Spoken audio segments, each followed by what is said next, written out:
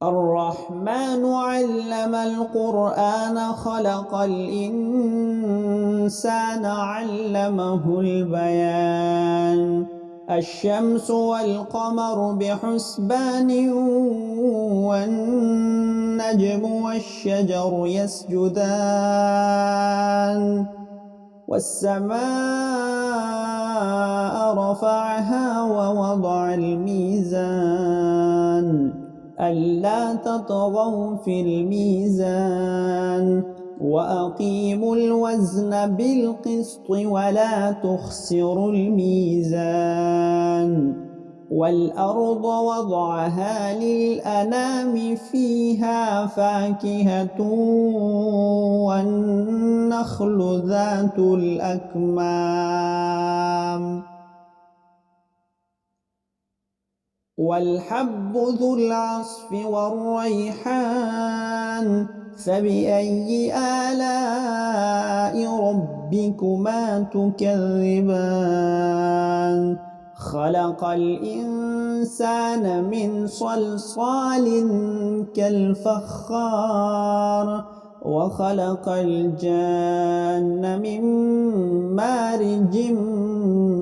من نار فبأي آلاء ربكما تكذبان رب المشرقين ورب المغربين فبأي آلاء ربكما تكذبان مرج البحرين يلتقيان بينهما برزخ لا يبغيان فبأي آلاء ربكما تكذبان يخرج منهما اللؤلؤ والمرجان فبأي آلاء ربكما تكذبان وله الجوار المنشآت في البحر كالأعلام فبأي آلاء ربكما تكذبان كل من عليها فان ويبقى وجه ربك ذو الجلال والإكرام يسأله من في السماوات والأرض كل يوم هو في شأن فبأي آلاء ربكما تكذبان سنفرغ لكم أيها الثقلان فبأي آلاء ربكما تكذبان يا معشر الجن والإنس إن استطعتم أن تنفذوا من أقطار السماوات والأرض فانفذوا لا تنفذون إلا بسلطان فبأي آلاء ربكما تكذبان يرسل عليكما شواظ من نار ونحاس فلا تنتصران فبأي آلاء ربكما تكذبان فإذا انشقت السماء فكانت وردة كالدهان فبأي آلاء ربكما تكذبان فيومئذ لا يسأل عن ذنبه إنس ولا جان فبأي آلاء ربكما تكذبان يعرف المجرمون بسيماهم فيؤخذ بالنواصي والأقدام فبأي آلاء ربكما تكذبان هذه جهنم التي يكذب بها المجرمون يطوفون بينها وبين حميم آن فبأي آلاء ربكما تكذبان ولمن خاف مقام ربه جنتان فبأي آلاء ربكما تكذبان ذواتا أفنان فبأي آلاء ربكما تكذبان